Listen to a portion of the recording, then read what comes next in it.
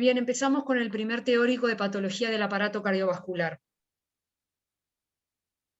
En primer lugar, vamos a hacer una apreciación de cuándo el patólogo, el médico anatomopatólogo, debe de realizar una biopsia endomiocárdica en diferentes situaciones.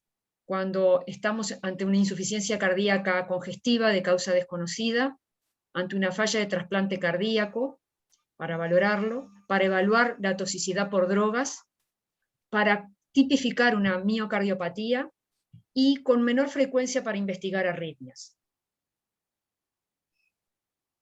La biopsia endomiocárdica es una técnica diagnóstica percutánea que consiste en extraer pequeñas muestras del músculo cardíaco, siendo la vía de acceso más frecuente venosa, yugular, externa o femoral derecha, mediante un biomo o un biótomo. Ante esa situación puede haber dificultades en la toma del muestreo. En general, se toman del septum ventricular derecho y deben tomarse biopsias múltiples para diagnosticar procesos que sean focales y o parcheados. Se deben realizar de 3 a 5 cortes de bloque de parafina como mínimo. Del mismo modo, hay que pedir técnicas para hierro, amiloide y fragmentos para microscopía electrónica. Veremos más adelante algunos ejemplos. La técnica tricrómico de Masson es útil en las miocarditis, en las miocardiopatías y en el rechazo del trasplante, dado que permite ver áreas de necrosis y el grado de fibrosis del intersticio. La técnica de tricrómico utiliza 3 colorantes distintos que va a marcar de un color para el núcleo, otro para el citoplasma y otro para la estructura del sostén y nos permiten hacer diferenciaciones al microscopio. Ahí ven un ejemplo, una imagen del biótomo que se utiliza para hacer. La vía de acceso en el esquema está dada por la vena yugular interna, en este caso, perdón, no la externa, es la interna, y también del mismo modo puede ser por vía de la femoral derecha. Allí es como el procedimiento de una vía venosa central, ¿verdad? El procedimiento es similar a esa maniobra. Puede haber dificultades en la interpretación de las muestras. ¿Por qué? Porque puede haber un desarreglo de las miofibrillas que es frecuente en el ventrículo derecho, normal, pero que cursa sin fibrosis, porque vamos a ver más adelante que hay desarreglos en las miofibrillas, en las miocardiopatías, pero estas cursan con fibrosis. En este caso, puede generar una dificultad de interpretación.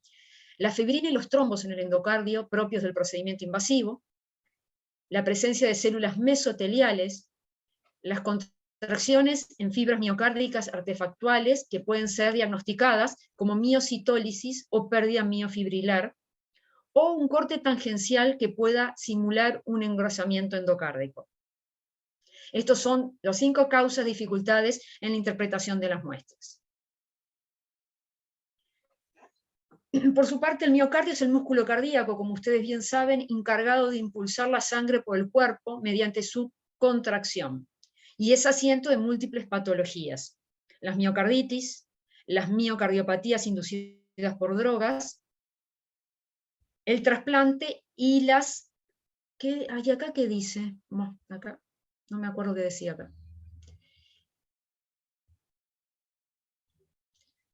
Sigo. Cardiomiopatías. Está. La miocarditis es una inflamación del miocardio que en su mayor parte está causada generalmente por virus, principalmente. Las bacterias son un agente muy secundario, cuyos síntomas están dados por angor, fatiga, disnea, arritmias, y se pueden acompañar de síntomas de infección viral generalizada, como puede ser fiebre, malestar general, etc. Por su parte, las miocardiopatías son un grupo de enfermedades que afectan al músculo cardíaco y producen un aumento del tamaño del corazón, en este caso una miocardiopatía dilatada, o lo hacen más grueso y rígido que lo normal, ante lo cual estamos ante una miocardiopatía hipertrófica. ¿tá? Y luego tenemos las miocardiopatías inducidas por drogas, como la cocaína, que suelen ser muy cardiotóxicas y afectar la función cardíaca. La miocarditis linfocitaria es una de las más frecuentes, es secuela de una infección por enterovirus, Coxsackie-D, o por adenovirus. Pueden verse también en el contexto de otras enfermedades, como el lupus eritematoso sistémico, la polimiositis, la inmunodeficiencia adquirida, y está relacionada con respuesta a drogas. Como ven en la imagen, la biopsia muestra una infiltración linfocitaria con necrosis de los miocitos, o sea, la fibra muscular propia del miocardio, el miocito, se necrosa y está completamente rodeada por infiltrado inflamatorio. ¿Tá? Y puede ser positiva para miocarditis o borderline si no hay necrosis activa al momento de la toma. ¿Tá? Es necesario hacer técnicas de PCR y microscopía electrónica para identificar el ARN del virus, ¿verdad? Si no es imposible. Con respecto a la inmunohistoquímica, pueden usarse marcadores de linfocitos T y B, y CD68 para marcar los macrófagos. Hay otra forma de miocarditis, que es la miocarditis a células gigantes, que es una entidad poco frecuente, pero existe y sobre todo conduce a la muerte, comprende menos del 5% de todas las biopsias cardíacas y es de curso clínico rápidamente fatal y tiene una indicación clara de trasplante cardíaco. Puede asociarse con sarcoidosis. Histológicamente, como muestra la microfotografía, se ve necrosis de miocitos, un infiltrado inflamatorio mixto, células plasmáticas, macrófagos, eosinófilos y numerosas células gigantes multinucleadas. No se ven granulomas. Asocia fibrosis en diferentes grados.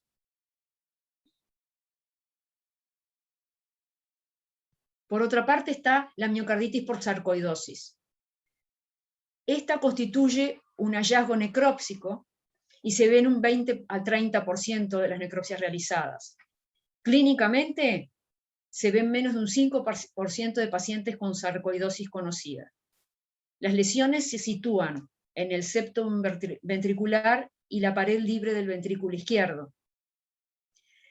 En general la biopsia no es muy útil, pero la negatividad no excluye el diagnóstico.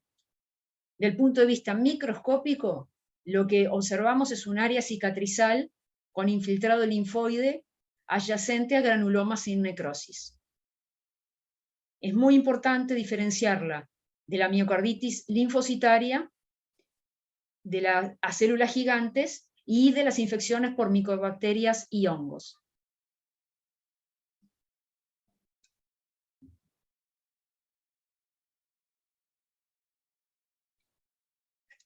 Entonces acá en las microfotografías,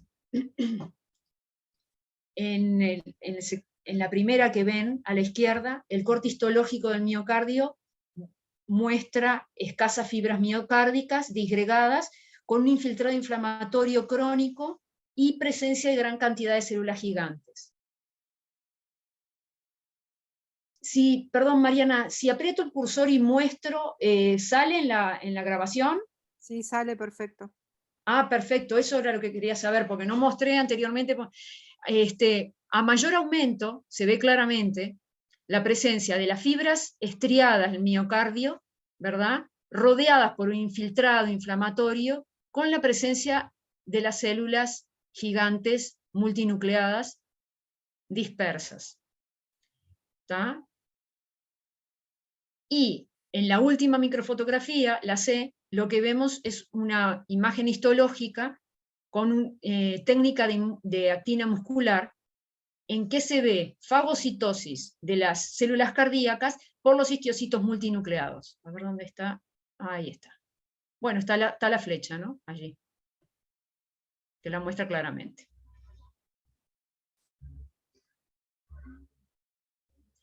Luego tenemos también la miocarditis por hipersensibilidad que se ve en pacientes añosos, con antecedentes alérgicos y multitratados con múltiples drogas, ¿verdad? Como la metildopa, la penicilina.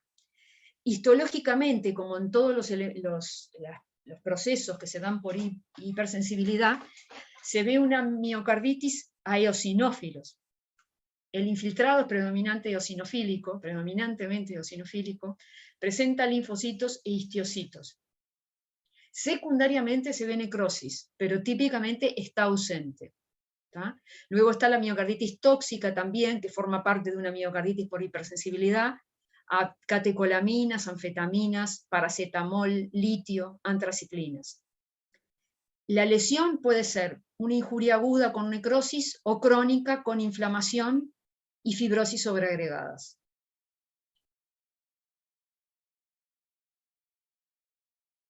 Del punto de vista clínico, las miocarditis, un alto porcentaje son asintomáticas y se presentan subclínicamente y pasan desapercibidas.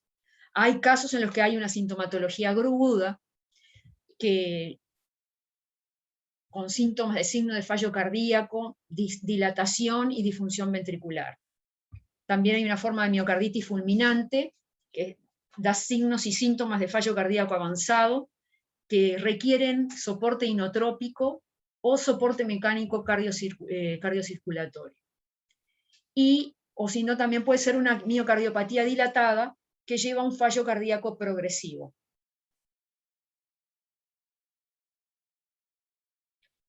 Respecto a las miocardiopatías, las miocardiopatías son en general de causa desconocida.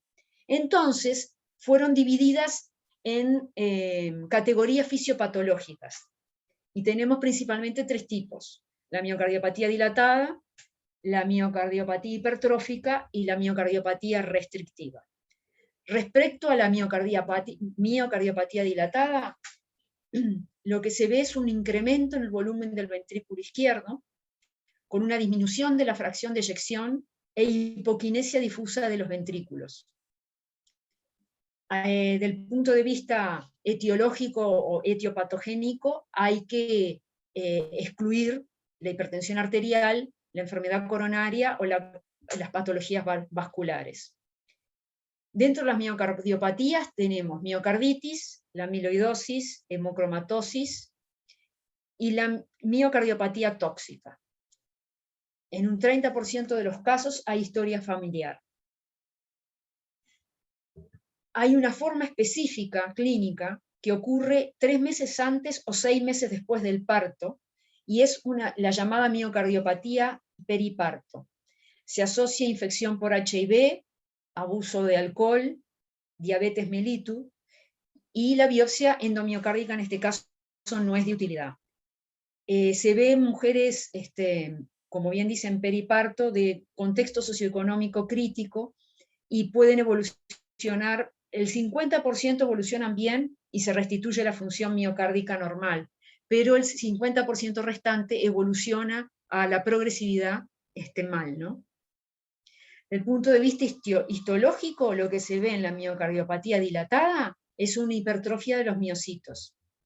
Atrofia también de miocitos con pérdida miofibrilar y fibrosis intersticial. El diagnóstico por biopsia es de exclusión. Del punto de vista de la microscopía electrónica, hay un aumento en las mitocondrias, dilatación sarcotubular, agrandamiento nuclear e irregularidad de membranas, ondulación de las bandas Z y vesículas lipídicas en el citoplasma. Los hallazgos no tienen correlación con el pronóstico del paciente. Esto no tiene correlación con cómo va a evolucionar el paciente. O sea, lo que vemos histológica o ultraestructuralmente.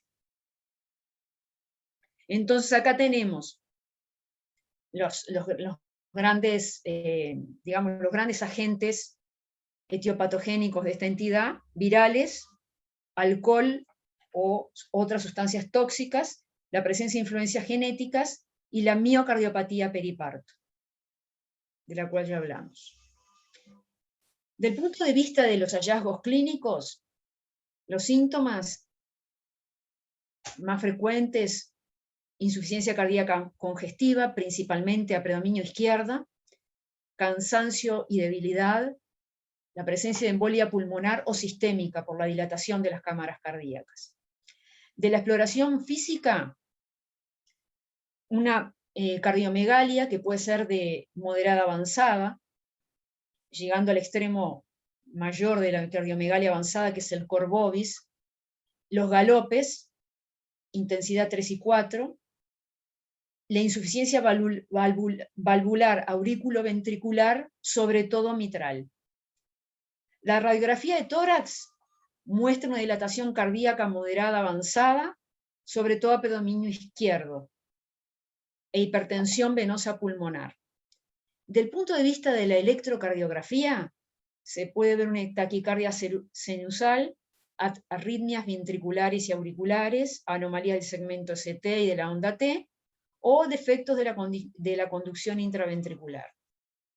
Es muy importante el aporte de la ecocardiografía, del ecocardiograma, ya que muestra una dilatación y disfunción del ventrículo izquierdo, con movilidad diastólica de la válvula mitral anormal, por alteración del llenado, ¿verdad?, de la compliance y de las presiones de llenado. ¿Tá? Desde el punto de vista de la miocardiopatía dilatada en la radiografía y en el ecocardiograma, esta es una forma bastante avanzada, es una cardiomegalia, ¿verdad?, importante, que abarca casi todo el hemitórax izquierdo y gran parte del hemitórax derecho. Esta es una anteroposterior. Y esta es una lateral, seguramente, o no sé si es lateral esta, perdón. Pero se ve un aumento del tamaño del corazón.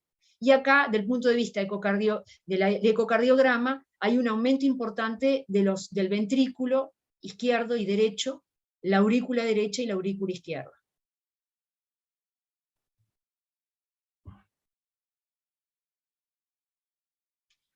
Del punto de vista de los hallazgos histopatológicos, lo que se ve principalmente es fibras miocárdicas engrosadas, hipertróficas, con sectores de degeneración, ¿verdad? E inclusive elementos de cardiorexis, miocardiorexis.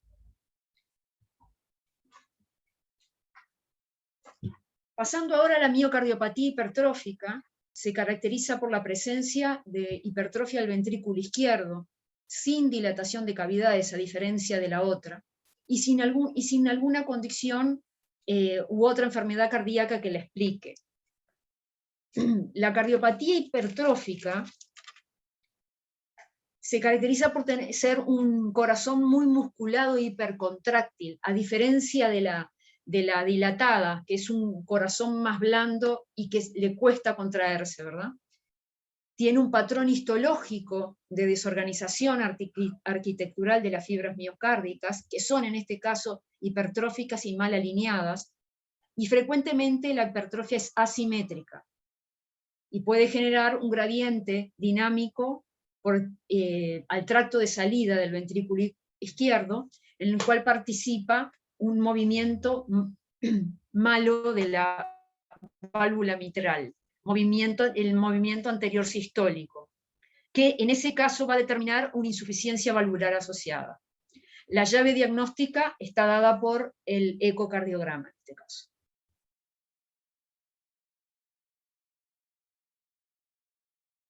Entonces, acá vemos claramente que la pared del ventrículo está francamente engrosado, es una hipertrofia, ¿verdad?, sin necesariamente tener un aumento de la cavidad, una disminución, quizás no tenga una disminución demasiado, depende del grado, si tiene disminución marcada o no del llenado, ¿verdad?, de la luz del corazón. Y del punto de vista de la histopatología, los cardiomiocitos, los miocitos, están hipertrofiados.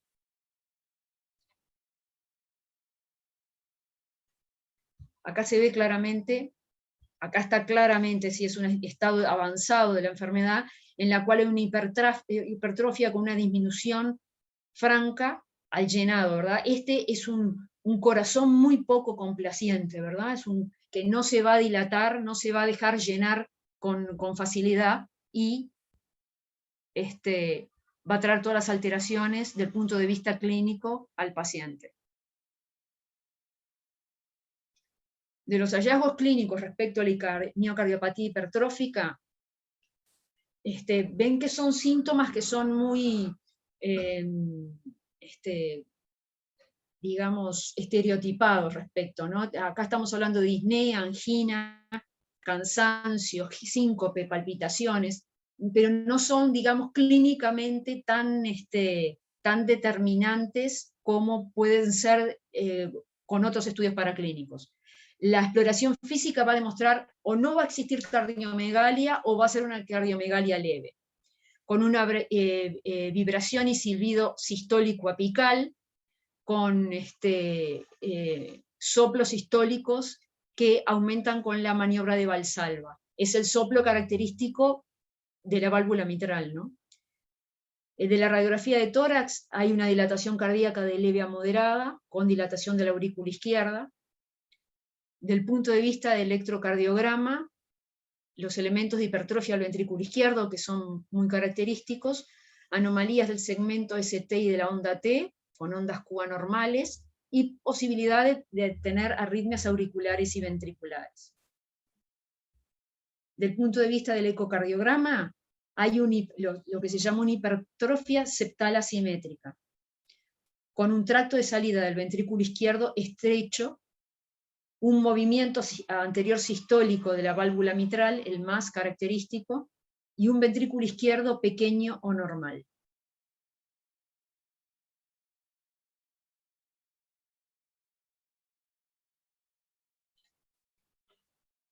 Respecto a la cardiopatía, miocardiopatía restrictiva, lo característico es la disminución de la compliance ventricular con función sistólica normal. La mayoría son causadas por amiloidosis, fibrosis endocárdicas y el síndrome de hipertensión. Desde el punto de vista histológico, son inespecíficos los cambios, como puede ser la hipertrofia miocitaria y la fibrosis intersticial.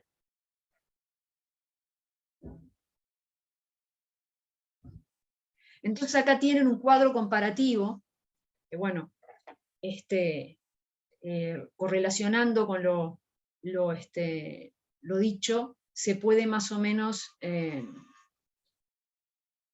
sacar las conclusiones a modo de resumen, digamos, que dan los diferentes tipos de miocardiopatía dilatada, restrictiva e hipertrófica del punto de vista de la radiografía de tórax, del electrocardiograma, el ecocardiograma, los estudios isotópicos y el cateterismo cardíaco.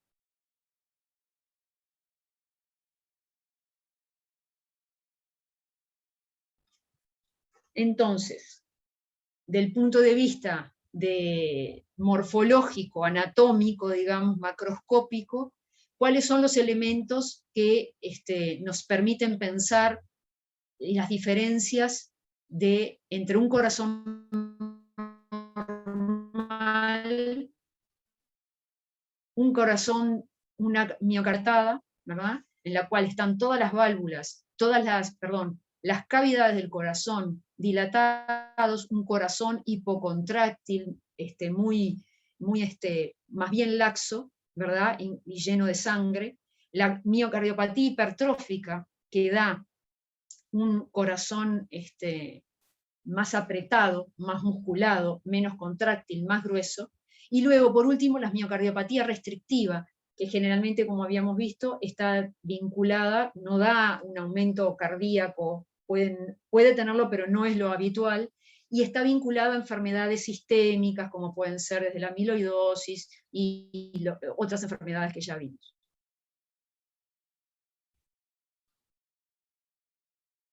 Respecto a la hemocromatosis, es una enfermedad congénita del metabolismo del hierro que puede ser secundaria a excesivas transfusiones, a la talasemia o la anemia hemolítica. Los hallazgos característicos histológicos son el depósito de hierro en la región perinuclear del miocito, que no contiene hierro habitualmente. Lo que ustedes ven en la microfotografía es la presencia de depósitos de hierro, que son estos que se ven teñidos en este color cobalto, ¿verdad? Que generalmente no tienen por qué estar. Y este pigmento debe diferenciarse de la lipofucsina, que se deposita en igual región. En etapas tempranas de la enfermedad de la hemocromatosis se deposita en el epicardio y luego llega al endocardio. La biopsia se correlaciona con los niveles séricos del hierro y también con el pronóstico.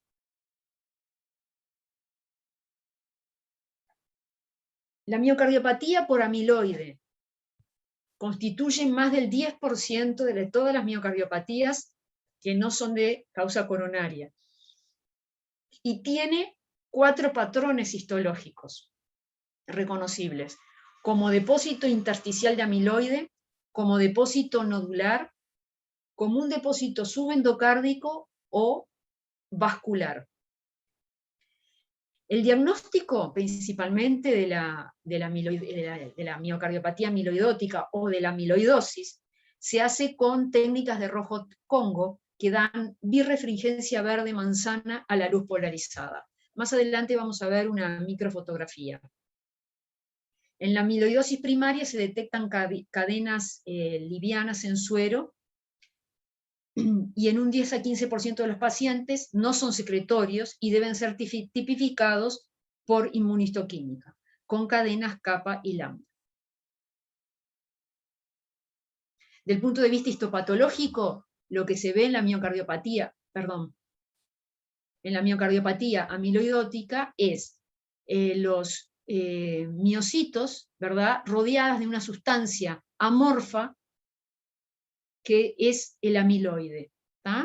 Y que con técnica especial de rojo Congo da esta birrefringencia verde-manzana con la luz polarizada. Y aquí tienen un ejemplo de miocardiopatía amiloidótica, del punto de vista macroscópico, ¿verdad? ¿Qué es lo que se ve?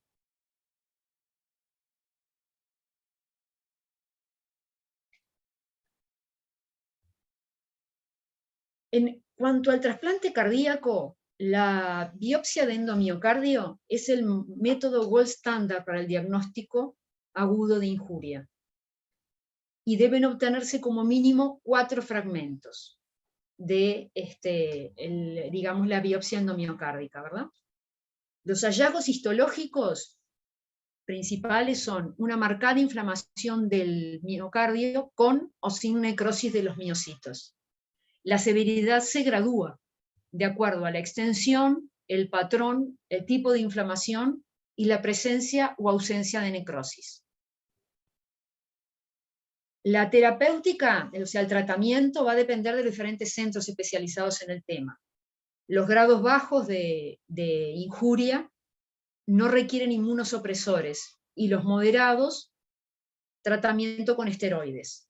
Por su parte, los grados severos requieren esteroides e inmunosupresores y biopsias seriadas para evaluar el trasplante.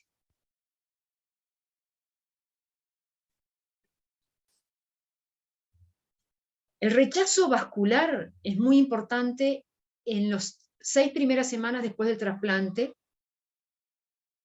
y aparecen otros signos clásicos que son la isquemia posoperatoria y la infección. El diagnóstico de rechazo celular es sugestivo cuando las células endoteliales son prominentes, la inflamación del intersticio es escaso o ausente y hay marginación neutrofílica. Ustedes ven la microfotografía que muestra cómo el infiltrado neutrofílico disocia las fibras, las células, ¿verdad?, y penetra dando elementos de rechazo agudo. La confirmación del diagnóstico se hace con detectando depósito capilar de inmunoglobulina M y C3 HLA-DR con inmunofluorescencia.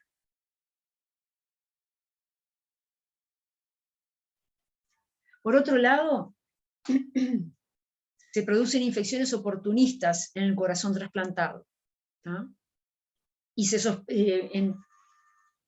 plantea la sospecha cuando aparecen elementos inflamatorios que no son característicos de la infuria aguda.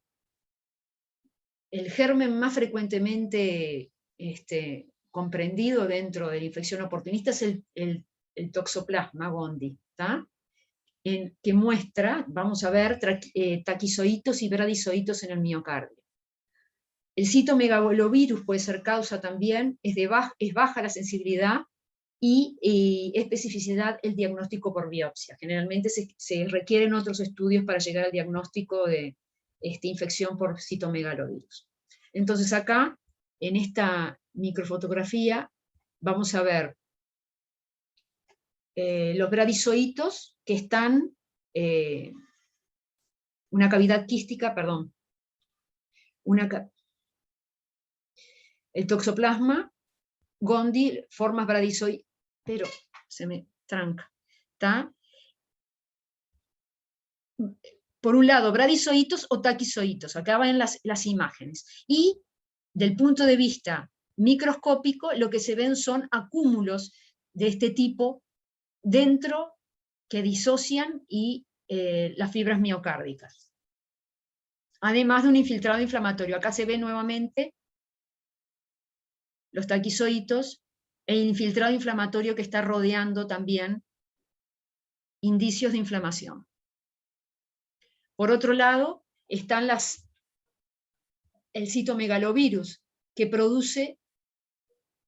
el germen produce unas características inclusiones que se ven en el microscopio, pero, como bien decía en el texto, no son los elementos más, no son el método específico para el diagnóstico del citomegalovirus. La anatomía patológica suele no ser tan fidedigna, se necesitan otros estudios serológicos. Acá concluye el primer teórico de patología cardiovascular.